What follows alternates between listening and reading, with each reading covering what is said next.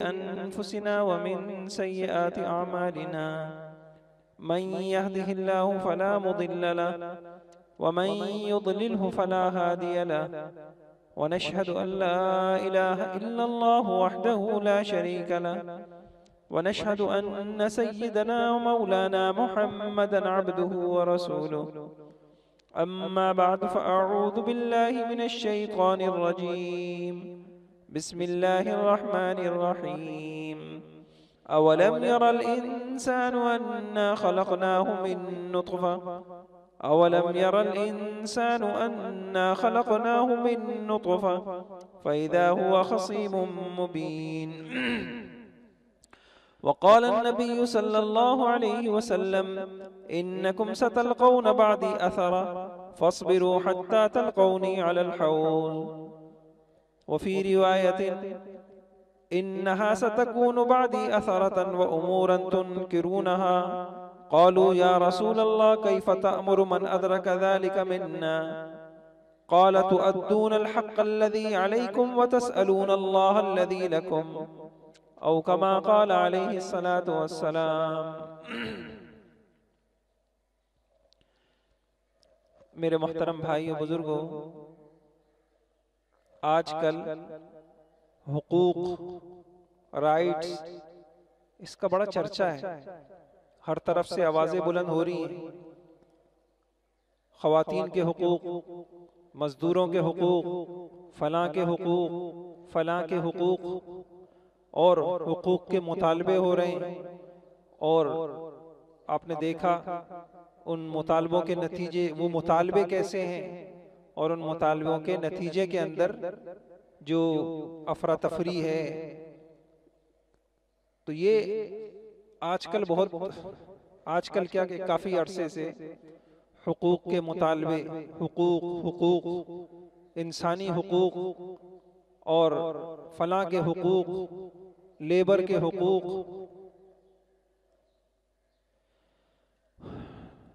تو حقوق سے متعلق اسلامی تعلیمات کیا ہیں، آسمانی تعلیمات کیا ہیں، اور وحی کی تعلیمات کیا ہیں، اس کو سمجھنا، اور ان تعلیمات کے سامنے یہ جو حقوق ہمیں بتائے جا رہے ہیں ان کی حیثیت کیا ہے۔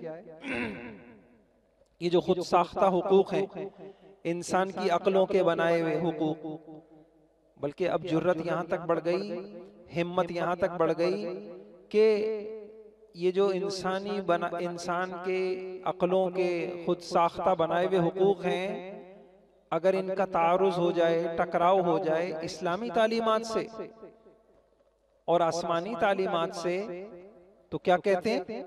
تو اپنے بنائے ہوئے حقوق کے حق میں دلائل دیے جاتے ہیں، اور نعوذ باللہ اسلام کی تعلیمات کو جو ہے اس کا انکار کیا جا رہا ہے۔ مسلم ممالک کے اندر یہ ہو رہا ہے۔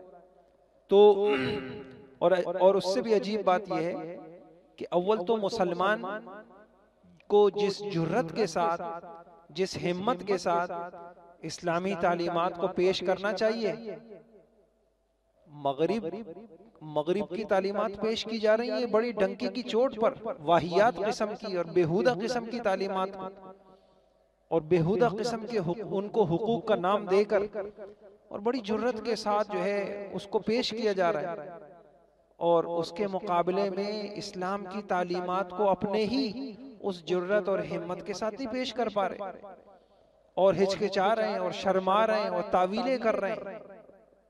تو میں آج انشاءاللہ یہ عرض کروں گا کہ ہم سے یہ اس حقوق سے متعلق جو 3-4 بڑی کوتاہیاں ہیں، غلطیاں ہو رہی ہیں، ہم ان کو سمجھیں اور اللہ پاک ہمیں صحیح سمجھ عطا فرما دے۔ سب سے پہلی کوتاہی کیا ہے؟ سب سے پہلی غلطی یہ ہے کہ مغرب یہ سمجھتا ہے اور یہ تصور دیتا ہے کہ حقوق کی پہچان کرانے والے ہم نے انسانیت کے حقوق کا تعارف کرایا ہے، ہم نے یہ بتایا ہے کہ انسان کے حقوق کیا ہوتے ہیں۔ آپ نے پڑھا ہوگا کہ میگانا کارٹا، جس کے اندر بنیادی حقوق کی وہ دستاویز جو 13ویں صدی میں برطانیہ کے بادشاہ نے تیار کی تھی، تو یہ کہا جاتا ہے کہ یہ پہلی انسانی حقوق کی دستاویز تھی اور یہاں سے جو ہے نا انسانیت کو پتہ چلا کہ انسانیت کے حقوق کے تحفظ کا پتہ چلا اور انسانیت کے حقوق کا پتہ چلا. تو گویا کہ ہم نے جو ہے یہ دستاویز پیش کر کے اور ہم نے جو ہے انسانوں کو انسانی حقوق کا تعارف کرایا ہے. حالانکہ یہ بات بہت غلط ہے. اس سے بہت پہلے آپ حجۃ الوداع کا خطبہ اٹھا کے دیکھ لیجئے. حضرت محمد صلی اللہ علیہ وسلم نے ہر حق والے کا حق الحمدللہ بیان کر دیا، اور ایسا بیان کر دیا کہ دنیا ایڑی چوٹی کا زور لگا دے اس کی گرد کو بھی نہیں پہنچ سکتی. کچھ عرصے سے میں کئی سالوں سے میں ایک کام کر رہا تھا. میں یہ چاہ رہا تھا کہ جب انسان کماتا ہے تو انسان کوئی چیز فروخت بھی کرتا ہے، خریدتا بھی ہے، پھر انسان کبھی پارٹنر بن کے جو ہے کاروبار کر رہا ہوتا ہے، پھر انسان جو ہے جب کما رہا ہوتا ہے جس مارکیٹ میں تو اس مارکیٹ میں دوسرے بھی کما رہے ہوتے ہیں. تو میں کئی سالوں سے یہ کام کر رہا تھا، الحمدللہ ہو گیا کہ میں نے سوچا میں قرآن و حدیث کی روشنی میں حقوق جمع کروں. ایک آدمی آپ سے کوئی چیز خریدنے آتا ہے، وہ آپ کا گاہک ہے، تو گاہک کے حق کیا بتائے حضور صلی اللہ علیہ وسلم نے. اور آپ اگر کوئی چیز خریدنے جا رہے ہیں تو کوئی شخص فروخت کرنے والے کے حقوق کیا ہیں، اور اگر آپ کما رہے ہیں کچھ لوگ آپ کے ماتحت ہیں ان ماتحتوں کے حقوق کیا ہیں، اور اگر آپ کسی کے ماتحت رہ کے کما رہے ہیں تو مالکان کے حقوق کیا ہیں، اور اگر آپ کسی مارکیٹ میں بیٹھے ہیں تو اس مارکیٹ میں آپ کے ساتھ اور لوگ بھی کما رہے ہیں تو ان کے حقوق کیا ہیں.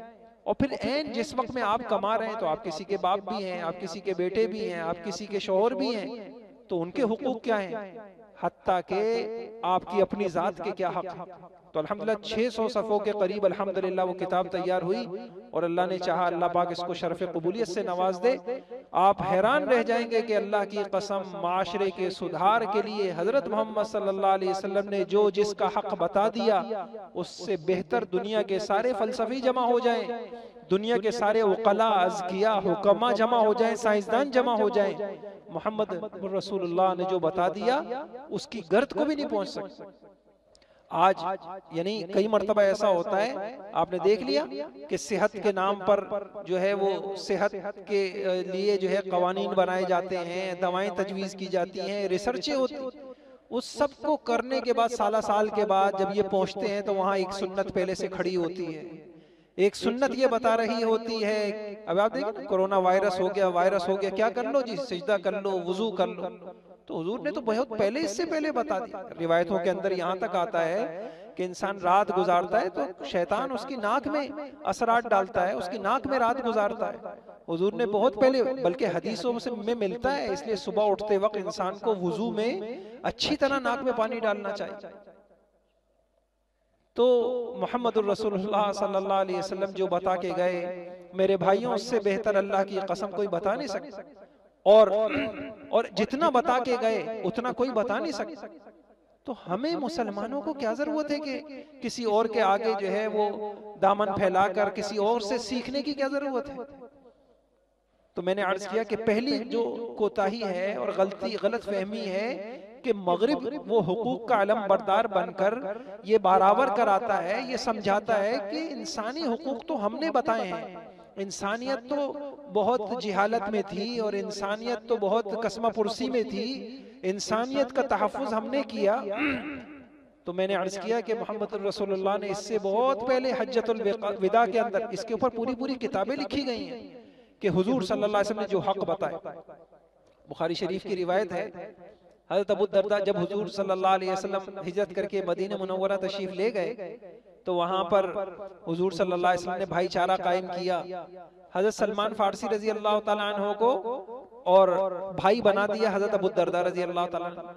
اب حضرت سلمان فارسی رضی اللہ تعالیٰ عنہ کو بھائی بنا دیا گیا ہے. جب یہ گھر جاتے ہیں تو عجیب کیفیت دیکھتے ہیں گھر کے اندر، جیسا جو ان کی جو اہلیاں ہیں عجیب پراگندگی کی سی کیفیت ہے، کوئی جو ہے بننا سورنا نہیں ہے. تو انہوں نے بتایا جی ایک بیوی کو تو بننا سورنا چاہیے شوہر کے لیے، یہ آپ کی کیا نوعیت ہے؟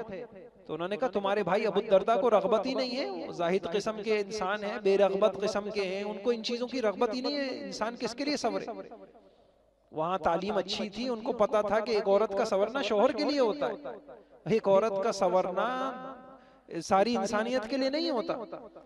پھر وہ رات کا وقت جب آیا تو رات کے وقت جو ہے وہ کھانا لگا، کھانا کھایا، تو اس کے بعد جو ہے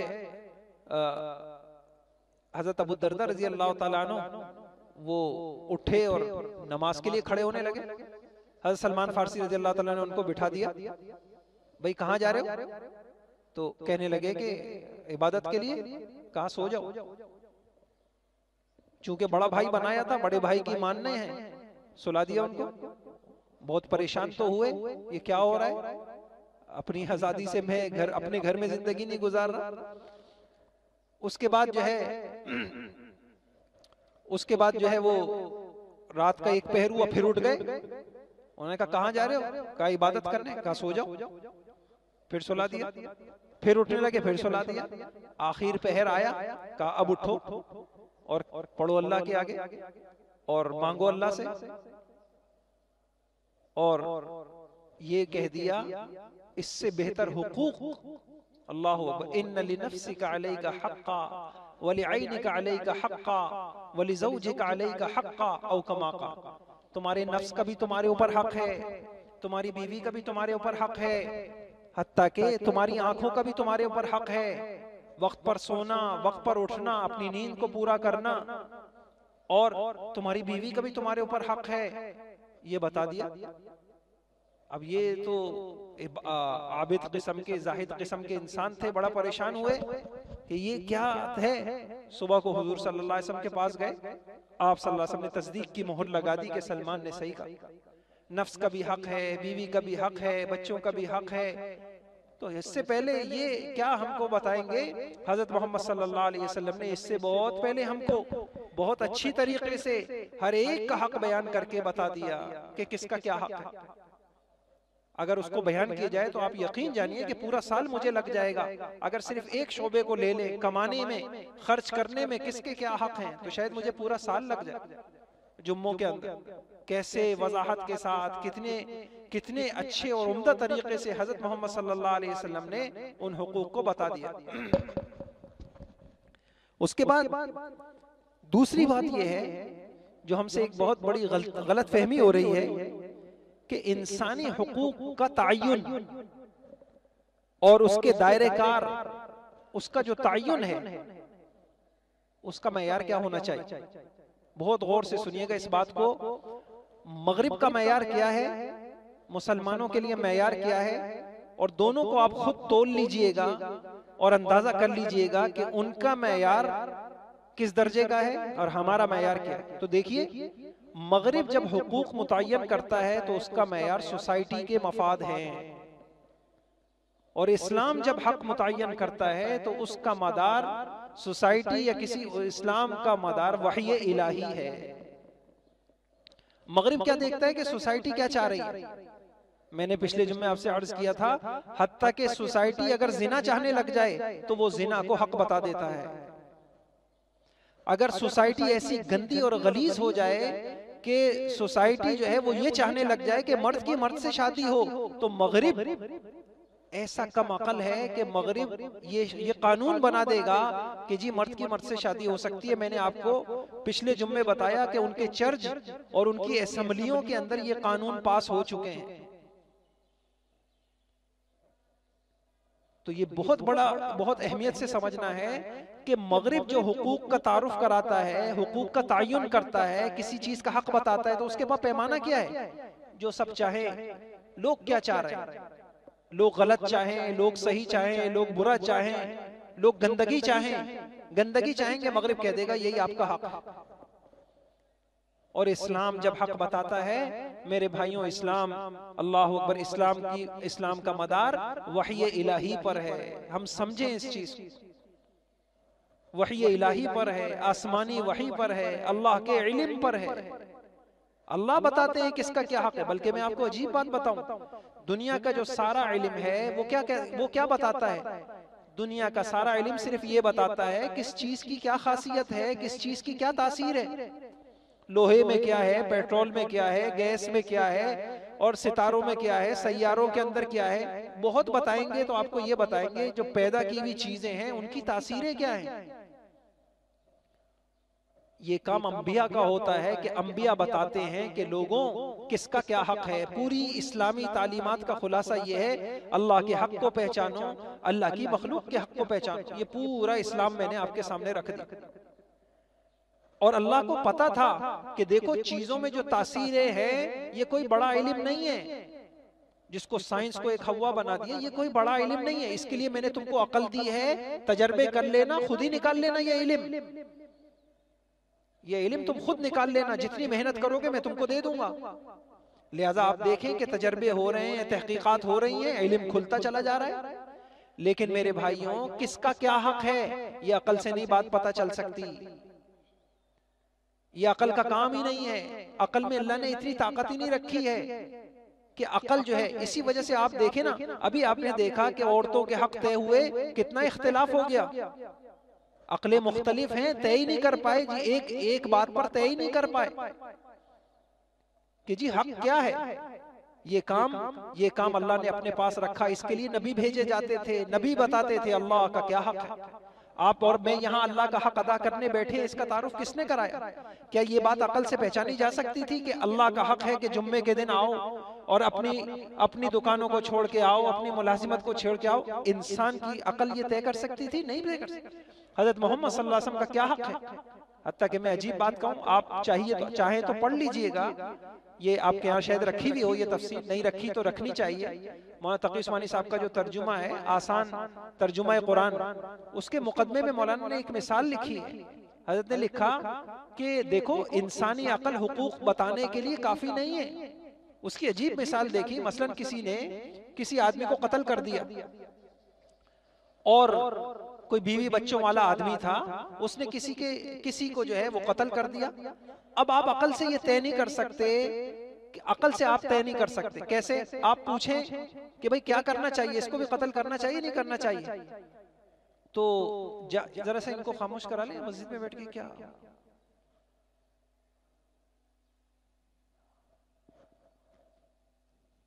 تو انسانی عقل آپ اگر دیکھیں تو آپ حیران رہ جائیں گے کہ انسانی، حضرت نے خود لکھا قرآن، یہ جو حضرت کا ترجمہ ہے اس کے شروع کے اندر حضرت نے لکھا اگر کسی کی عقل یہ کہے کہ بالکل قتل کرنا چاہیے، تو ہو سکتا ہے کہ کسی کی عقل یہ کہہ دے کہ بھائی ٹھیک ہے اس نے قتل کیا ہے، لیکن اس کی بیوی بچوں کا کیا قصور ہے؟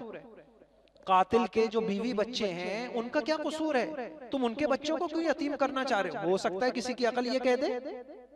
جیسا کہ آپ نے دیکھا کہ جب یہ مغرب جو ہے خواتین کے حقوق طے کرنے پر آئے تو کسی نے یہ سوال اٹھایا کہ بھئی یہی تم جو ہے جن چیزوں کو نعرہ بنا رہے ہو اور جو ہے آزادی کے نام پر، اور یہ کہا جا رہا ہے کہ جی خواتین کا ریپ ہوتا ہے اور فلاں ہوتا ہے، انہوں نے کہا جب انہی کو سزا دینے کے لیے ہم آتے ہیں تو تمہیں لوگ جو ہے نا ان کے خلاف آ جاتے ہو۔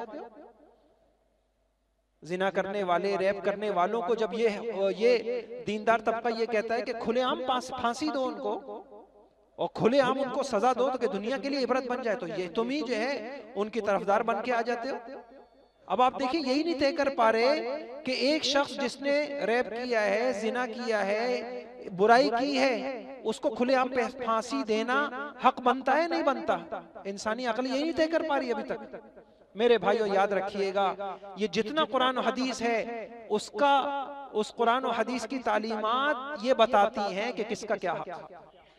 یہ انسانی عقل نہیں طے کر سکتی، انسانی عقل یہ طے نہیں کر سکتی۔ میں نے آپ سے عرض کیا، اسی لیے آپ دیکھیں کہ مغرب کی طرف سے ایسی عجیب باتیں پیش آ رہی ہیں کہ انسان دنگ ہے کہ اللہ کی قسم جو وحی الہی کا دامن چھوڑتا ہے، جو اللہ رسول کی علم سے ہاتھ دھو بیٹھتا ہے، وہ اقبال نے کہا نا، وہ قوم کے فیضان سماوی سے ہو محروم، حد اس کے کمالات کی ہے برق و بخارات۔ جس کے پاس آسمانی علم نہ ہو، جس کی وہ کیا جو ہے وہ طے کرے گا۔ تو ایسی عجیب ان کے یعنی جب نعوذ باللہ حضرت محمد صلی اللہ علیہ وسلم کے خاکے بنائے گئے تو ان کے دانشوروں نے جو باتیں لکھی آپ حیران رہ جائیں گے۔ ان کے دانشوروں نے، ایک دانشور نے یہ بات لکھی کہ جی کیا ہوا، ہر ایک کو آزادی ہونی چاہیے، اگر بنا دیے تو اس میں کیا حرج کی بات ہے؟ وہ اپنا حق سمجھتے ہیں، وہ توہین کو بھی اپنا حق سمجھتے ہیں۔ اور یہاں تک اس نے لکھا کہ اس نے وجوہات لکھی، اس نے کہا اصل بات یہ ہے کہ ہم جو مغربی ممالک ہیں ہم بالغ ہو گئے اور یہ جو مسلمان ہیں یہ ابھی تک نابالغ ہیں. نابالغ کو سہارا چاہیے ہوتا ہے باپ کا انگلی پکڑ کے چلنے کا. ہم بالغ ہو گئے, ہمیں سہارے کی ضرورت نہیں. اور نعوذ باللہ کیا کہا, کس سہارے کی ضرورت نہیں ہے؟ ہمیں وحی کی ضرورت نہیں ہے. ہمیں یہ پوچھنے کی, حقوق طے کرتے ہوئے یہ پوچھنے کی ضرورت نہیں ہے کہ عیسیٰ علیہ السلام کیا کہتے ہیں. ہمیں یہ ضرورت نہیں ہے کہ بائبل کیا کہتی ہے. یہ ضرورت ان مسلمانوں کو ہے کہ اللہ کیا کہتے ہیں. ہم کہیں گے الحمدللہ, الحمدللہ ہمارا مسلمان کتنا گیا گزرا ہو جائے, وہ قرآن اور حدیث کو آج بھی یہ کہتا ہے کہ الحمدللہ کہ جو کچھ قرآن میں ہے وہی حق ہے, جو اللہ نے بتا دیا وہی حق ہے, اس کے علاوہ جو کچھ ہے وہ غلط ہے. تو ایک بات میں یہ عرض کروں کہ ہم اللہ ہمیں سمجھ عطا فرما دے. ہمیں اپنی نسلوں کو سمجھانا ہے یہ سبق, اور ہمیں خود سمجھنا ہے کہ الحمدللہ ہم بہت اس حیثیت سے مالدار ہیں, اور اس حیثیت سے ہمارے پاس کیا کچھ اللہ پاک نے ہمیں عطا کیا ہے. ورنہ وہ کورے ہیں جن کی راتیں زنا میں گزرتی ہوں, جنہوں نے ساری زندگی شراب پی ہو, ان کے دلوں کی سیاہیاں کیا کہنے ان کے, جن کے دل دماغ گندے ہوں, وہ کیا بتائیں گے کہ کس کا کیا حق ہے. محمد الرسول اللہ بتائیں گے. تو پہلی غلطی میں نے یہ عرض کی کہ ایک تو حقوق کے علم بردار بن کے یہ کہنا کہ سب سے پہلے ہم نے انسانی حقوق کا تعارف کرایا ہے. میں نے تو آپ کو بتا دیا کہ وہ بیچارے, ہمارا ایک عام مسلمان, ایک ریڑھی والا, ٹھیلے والا, اس کا علم ان کے فلسفیوں سے زیادہ اچھا ہے, جس کو پتا ہے کہ زنا حرام ہے, شراب حرام ہے, گناہ ہے, گندگی گندگی ہے, توہین بری چیز ہے. ہمارے تو بچے کو بھی یہ بات پتا ہے. اور دوسری بات میں نے آپ کے سامنے یہ عرض کی کہ دوسری بڑی غلطی کیا لگ رہی ہے, ہمارا پیمانہ ان کا پیمانہ الگ ہے. ان کے یہاں اصل چیز جو ہے وہ انسان, یعنی میں آپ کو یہاں کیا ممبر کے اوپر بتاؤں, ایک بڑے, میں نام نہیں لے رہا, ایک بڑا اسکول جہاں ہزاروں اس کی فیس ہے, وہاں کے ایک ٹیچر بیٹھے تھے, تو وہ بتانے لگے گورا ایک آیا تو کسی اسکول کے اندر, اور جو ہے وہ ان کو جو ہے تربیت دے رہا تھا کسی چیز کی, تو کھیل کے میدان میں تو بچیاں بھی تھیں, لڑکے بھی تھے, تو لڑکیوں کو اور لڑکوں کو یہ کہہ رہا ہے کہ جلدی سے کپڑے بدل کے آؤ. تو ہمارے ہاں کوئی معاشرہ کتنا ہی ننگا ہو جائے, گندا ہو جائے, الحمدللہ اللہ کا احسان ہے, ہم اس کا تصور نہیں کر سکتے. کوئی لڑکی لڑکیوں کے سامنے جو ہے اپنا لباس اتارے, دوسرا لباس پہنے, کھیل کا لباس, کوئی لڑکا لڑکوں کا ہی لباس پہنے. تو وہ کہنے لگے, مجھے بتانے لگے کہ اس گورا حیران تھا, اس کی بات عقل میں نہیں آ رہی تھی, سمجھ میں نہیں آ رہی تھی, اس میں حرج کی کیا بات ہے. اگر ایک لڑکی لڑکیوں کے سامنے, لڑکوں کے سامنے نہیں, لڑکیوں کے سامنے اپنا لباس اتارتی ہے, دوسرا کھیل کا لباس پہن, وہ کہہ رہا تھا نہیں اتنا میں وقت ضائع نہیں کروں گا کہ تم لوگ جاؤ واش روم کے اندر اور وہاں جا کے کپڑے بدل کے ایک ایک کر کے آئے, جلدی سے سب ایک وہ بدلو. اس کو کہا نہیں بھائی ہمارے معاشرے میں یہ نہیں ہوتا, اس میں حرج کیا ہے. پھر ان کو کیا بات سمجھ میں آتی ہے وہ سنی. جب پیرنٹس آئے اور والدین آئے اور انہوں نے یہ کہا کہ نہیں بھائی یہ نہیں ہونے دیں گے, اب اس کو سمجھ میں آ گیا. ہاں چونکہ مفاد سامنے آ گیا, اب اس کو سمجھ میں آ گیا کہ ہاں بھائی اب نہیں کرنا ہے. تو ان کا جو معیار ہے, ان کا معیار صرف مفاد ہے, پیسہ ہے, اور ہم خام و خواہ مرعوب ہوتے ہیں. ابھی مجھے امریکہ سے ایک ساتھی آئے ہوئے, ابھی 2 جمعے پہلے یہاں موجود تھے, مجھے انہوں نے مجھے بتایا کہ ایپل کمپنی جو ہے موبائل کی, ان کے اوپر جو ہے وہ جرمانہ ہو گیا لاکھوں تو میں کم کہہ رہا ہوں, کروڑوں کا. کس بنیاد پر؟ جب انہوں نے نیا ورژن ان کا آیا اور جو ہے تو انہوں نے پیچھے کے جو دوسرے موبائل تھے ان سب کو جو ہے انہوں نے جو ہے وہ ان کو ایسا کر دیا, بالکل استعمال کے قابل لوگ نہیں سمجھنے لگے, اور دیکھا کہ بہت اس کی جو ہے ہلکا ہو گیا اور استعمال میں مشکل آنے لگی. تو لوگوں نے جو ہے عدالت سے رابطہ کیا. تو وہاں اصل چیز مفاد ہے, وہاں اصل چیز مفاد ہے اور پیسہ ہی سب کچھ ہے. وہاں ماں نہیں ہے, اصل ماں کا حق نہیں ہے.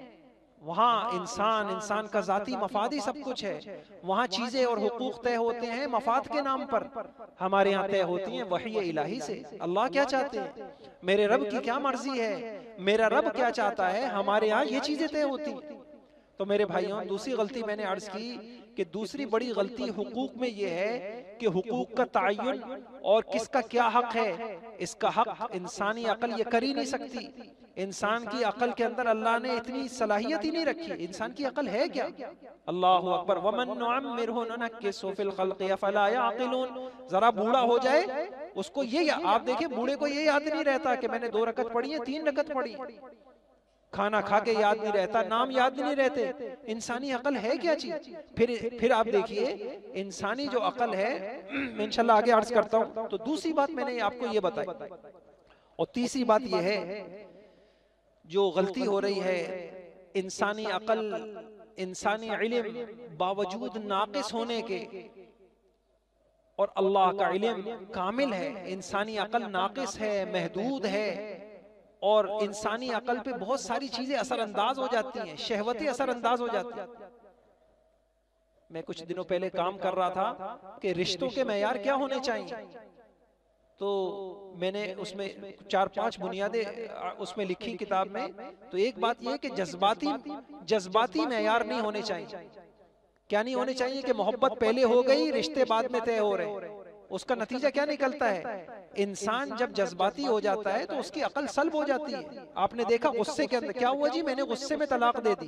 کیوں جی؟ آپ کے پاس عقل نہیں تھی؟ مجھے غصہ آ گیا۔ معلوم ہوا عقل کام کرنا چھوڑ دیتی ہے غصے میں، اور انسان شہوت میں اندھا ہو جاتا ہے۔ جب انسان کے اوپر خواہش غالب آ جائے، انسان کی عقل کام کرنا چھوڑ دیتی ہے۔ عقل کو خدا نہ بنائیں ہم، عقل اچھی چیز ہے، لیکن عقل ہی سب کچھ نہیں ہے۔ یہ شہوت میں کام کرنا چھوڑ دیتی ہے۔ یہ آپ دیکھیں کہ یعنی جب انسان کے اوپر شہوت غالب ہوتی ہے، خواہش غالب ہوتی ہے، تو کیا کیا کیسی بد عقلی والے کام انسان سے اس کا صدور ہوتا ہے۔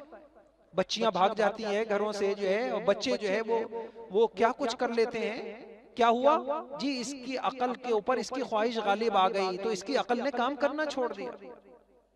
اس کی عقل پہ غصہ غالب آ گیا، تو غصے میں، شہوت میں، خواہش میں، خوف میں عقل کام کرنا چھوڑ دیتی ہے۔ جس عقل کی یہ حالت ہے، جو کل کا کھایا ہوا بھول جاتا ہے، جو اپنوں کے نام بھول جاتا ہے، اس عقل کی کیا حیثیت ہے وحی الہی کے سامنے؟ اور جو عقل جو ہے وہ اللہ ہمیں معاف فرمائے، جو وحی کی روشنی سے محروم ہو۔ تو دوسری بات میں یہ عرض کروں کہ انسان کی عقل محدود ہے، انسان کا علم محدود ہے، اللہ کا علم لا محدود۔ اور ایک اور بات، وہ علیم ہے، وہ خبیر ہے، وہ علام ہے، وہ قادر ہے۔ اور عجیب بات میں عرض کروں کہ وہ اللہ رحیم ہے، رؤوف ہے۔ وہ جب قانون بنائے گا اس میں طرفداری نہیں ہوگی۔ ہمارے یہاں قانون بنتے ہیں، گورا گورے کی طرفداری کرے گا، فلاں قوم والے اپنی قوموں کی طرفداری کر کے قانون بنائیں گے۔ اللہ کے یہاں طرفداری نہیں ہے، اس کے سب مخلوق اس کی ہے۔ جب وہ قانون بنائے گا اس میں کسی کالے کی، کسی گورے کی، کسی اردو اور انگریزی والے کی طرفداری نہیں ہوگی، اس کا قانون سب کے لیے ہوگا۔ کیوں؟ وہ رؤوف ہے، وہ اپنے بندوں پر مہربان ہے۔ وہاں قانون طے مفاد کی بنیاد پہ نہیں ہوگا۔ جیسے میں نے آپ کو مثالیں دے دی کہ یہاں تو پیسے کی بنیاد پہ حقوق طے ہو رہے ہیں، مفاد کی بنیاد پہ قانون بنائے جا رہے ہیں۔ اور میں نے آپ کو پچھلی مرتبہ سنایا کہ وہاں اسمبلیوں کے اندر یہ قانون طے ہو رہا ہے کہ چونکہ جو ہے نا بغیر شادی کے رہنا جو ہے ایک عام ہو گیا ہے، اور آبادی 50% سے زیادہ ایسی آبادی ہو گئی ہے کہ بغیر شادی کے وہ رہ رہے ہیں، لہٰذا اس کو گناہ قرار نہ دیا جائے، اس کو جرم قرار نہ دیا جائے، اس کی حوصلہ شکنی نہ کی جائے۔ تو وہاں سوسائٹی سب کچھ ہے اور مفاد سب کچھ ہے، اور اللہ پاک علیم ہے، خبیر ہے، وہ ما کان اور ما یکون کو جانتے ہیں۔ میں انشاءاللہ وقت ختم ہو گیا، میں اس کے اوپر اگلی نشست میں بھی کچھ عرض کروں گا۔ تو میرے بھائیوں، اللہ پاک بس ایک گزارش یہ ہے، ہمیں اللہ پاک نے اللہ کی قسم جو دیا ہے دنیا کے پاس وہ نہیں ہے۔ مغرب کو یہی تو چڑ ہے کہ خاندانی سسٹم ہمارا خراب ہو گیا، ختم ہو گیا، ہم نہ دنیا کے رہے۔ آپ دیکھیں کیوں ان کے پاس نہ وحی الہی کی روشنی بچی، ان کے پاس ہے کیا؟ میں آپ کو اس سے پہلے بھی کئی مرتبہ عرض کر چکا ہوں کہ وہ آج جو ہے کوئی مذہب والا یہ بیٹھ کے کہہ سکتا ہے کہ ہمارے پاس اپنے نبی کی تعلیمات محفوظ ہیں؟ نہ کوئی یہودی، نہ کوئی عیسائی، نہ کوئی مذہب والا نہیں کہہ سکتا یہ بات۔ الحمدللہ ہم کہہ سکتے ہیں کہ حضرت محمد صلی اللہ علیہ وسلم نے صدیوں پہلے جو کہا تھا ہمارے پاس محفوظ ہے، ہمارے پاس محفوظ ہے۔ تو ہم الحمدللہ ہمارے پاس حضور کا روضہ محفوظ ہے، ہمارے پاس حج ہے، ہاں سارے مسلمان یکجا ہو جائیں ایک جمع پر حج ہے، ہمارے پاس کیا کچھ نہیں ہے۔ وہ ایک بڑے اس وقت کے عالم ہیں، وہ کہتے ہیں مغرب کی اس وقت مسلمانوں سے جو جنگ ہے وہ یہی ہے کہ مغرب کہتا ہے کہ ہم نے یہ بائبل کے حوالے، نبیوں کے حوالے اپنے ذہن سے کھرچ دیے ہیں، تم مسلمان ابھی تک چمٹے ہوئے ہو ان باتوں سے کہ حضور کیا کہتے ہیں، قرآن کیا کہتا ہے، کھرچ دو اس کو۔ تو انہوں نے بڑی اچھی بات کہی، انہوں نے فرمایا میں مغرب سے یہ کہتا ہوں تمہارے پاس تھا ہی کیا، تم اپنے آپ کو ہم جیسا نہ سمجھو، تمہارے پاس تھا کیا تم نے کھرچ دیا، تمہارے پاس بائبل اصلی تھی، تمہارے پاس نبی کی تعلیمات تھیں، تم نے اگر دستبرداری کی ہے تو تمہارے پاس کچھ تھا ہی نہیں۔ ہم کیسے دستبردار ہو جائیں، ہمارے پاس اصلی قرآن موجود ہے، دنیا نے تسلیم کر لیا، ہمارے پاس اصلی قرآن موجود ہے، ہمارے پاس نبی کی تعلیمات، ہمارے پاس یہ بھی موجود ہے، نبی کی گھریلو زندگی موجود ہے، ہمارے پاس محمد الرسول اللہ صلی اللہ علیہ وسلم کی جنگ کی زندگی موجود ہے، امن کی زندگی موجود ہے، مسجد اور منبر اور محراب کی زندگی محفوظ ہے، بازار کی زندگی محفوظ ہے۔ صبح سے لے کے شام تک جو انسان کو ضرورتیں پیش آتی ہیں، اگر میں اس کی سنتیں معلوم کرنا چاہوں، ایک ایک چیز، آپ ابھی جمعے میں آئے ہیں نا، اب میں نے ایک مرتبہ جمع کیا کہ جمعے کی سنتیں کتنی ہیں، تو آپ حدیث میں نے صفحے گنے تو 100 کے قریب صفحے جو ہے، صفوں پر جمعے کے ابواب موجود ہیں، حضور جمعے میں کیا کرتے تھے، کیا تعلیمات ہیں، کب آتے تھے، نہانے کے متعلق کیا ہے، کپڑے پہننے کے متعلق کیا ہے، صفائی کے متعلق کیا ہے، مسجد کے متعلق کیا ہے، ساری تعلیمات محفوظ ہیں۔ آپ کے پاس تھا ہی کیا؟ اس لیے وہ ایک انگریز تھا، ایک عالم بیمار ہوئے اور کسی اسپتال میں داخل ہوئے تو ان کو عیسائیت کی تبلیغ کرنے لگا کہ عیسائی ہو جاؤ۔ انہوں نے کہا ٹھیک ہے میں عیسائی ہو جاتا ہوں، یہ بتاؤ عیسیٰ علیہ السلام نے شادی کیسے کی تھی؟ خاموش، تعلیمات ہے ہی نہیں۔ اگر آپ دستبردار ہوئے تو آپ کے پاس تھا کیا؟ ہمارے پاس سب کچھ موجود ہے۔ تو میرے بھائیوں، آج کی بات کا خلاصہ یہ ہوا، حقوق کے نام پہ بڑا چرچا ہے، ہم سمجھیں اس بات کو، سب سے پہلے حق کا تعارف کرانے والے محمد الرسول اللہ ہیں۔ اور دوسری بات میں نے عرض کی کہ حقوق کا تعین کے لیے انسان کی عقل ناکافی ہے۔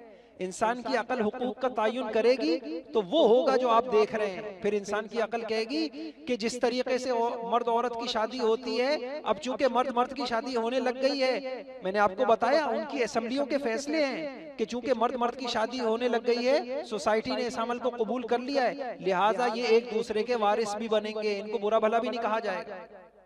انسان پھر ایسی ٹھوکریں کھائے گی انسان کی عقل اگر حقوق کو طے کرے گی۔ اللہ پاک ہمیں وحی الہی کی قدردانی کی توفیق عطا فرمائے۔ میرے بھائیوں، جوڑ دیں اپنے بچوں کو، اپنی نسلوں کو قرآن سے، اللہ کی قسم دنیا بن جائے گی، موت سنور جائے گی، آخرت سنور جائے گی۔ سیکھ لیں، اس کے لیے وقت نکالیں۔ اور پاکستان تو آپ کے یعنی ایسا اللہ کا احسان ہے، کون سی مسجد ہے آپ سیکھنا چاہیں کہ جی میں ترجمہ سیکھنا چاہتا ہوں، میں قرآن سیکھنا چاہتا ہوں، سمجھنا چاہتا ہوں، الفاظ صحیح کرنا چاہتا ہوں، وہ کوئی آپ نہیں کہہ سکتے کہ جی مجھے کوئی عالم نہیں ملا، کوئی پڑھانے والا نہیں ملا۔ تو آپ وقت نکالیے، اپنے بچوں کو، اپنی بچیوں کو، خواتین کو قرآن سے جوڑ دیجئے۔ بڑا آنے والا دور بڑے فتنے کا دور ہے، ورنہ یوں حضور نے کہا تھا صبح انسان مسلمان ہوگا، شام کو کافر ہوگا۔ یہ کیا چیز ہے؟ یہ یعنی وہاں کی ساری گند اب ہر گھر کے اندر موجود ہے۔ اگر حفاظت کرنی ہے، صحیح چیز بچوں کے سامنے ہوگی، بچیوں کے سامنے ہوگی، مردوں کے سامنے ہوگی، اسلام کی تعلیمات ہوں گی، تو پھر کیا ہوگا؟ اللہ نے چاہا فتنوں سے حفاظت ہو جائے گی۔ اللہ مجھے آپ کو عمل کی توفیق عطا فرمائے۔